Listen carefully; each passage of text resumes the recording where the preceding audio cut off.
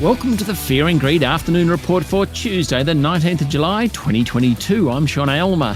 Every afternoon, we've got the 5 stories that happened today that you need to know about. Let's jump into it. Story number 1, the S&P ASX 200 closed down 0.6% today to 6,650 points. It was a good day for the banks, with National Australia Bank up another 1.5%. It's been the big outperformer among the 4 majors in recent sessions. Commonwealth Bank and Westpac both closed 0.7% higher, while ANZ remains in a trading halt post its bid for Suncorp's banking business. Macquarie Group was down 3% and CSL was off 2%. The big miners were mixed, while Woolworths fell 1%. The best performer on the day was Pendal. More of that shortly. Next best was Mesoblast, up 7.6%, and Whitehaven Coal had another great day, up more than 5%. Worst on the bourse among the top 200 was Xero, off 6%. PointsBet also fell by a similar amount.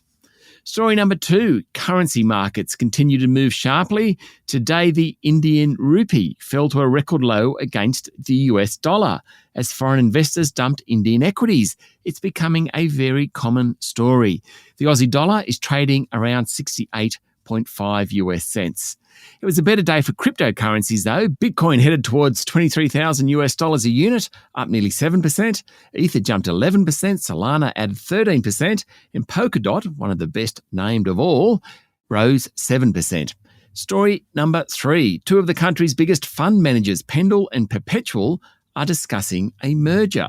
Pendal initially went into a trading halt today, but by the close, its share price had risen 7.8%. Both sides said the discussions were in early stages. There is no certainty a deal will be done. Now remember, back in April, Perpetual bid $2.4 billion for Pendal, which it knocked back. If combined, the two would create an asset manager with about $200 billion in funds under management with a global footprint.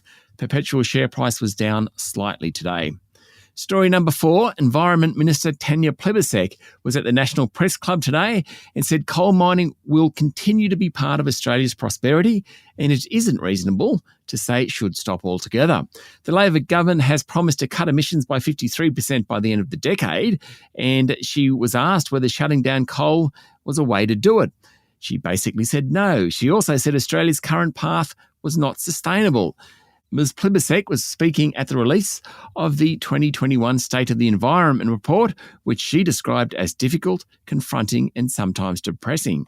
The report says that, environmentally at least, things are getting worse in Australia, not better, and the country has suffered a catastrophic loss of wildlife and habitat. The report comes out every 5 years, and today's edition says Australia has lost more mammals than any other continent.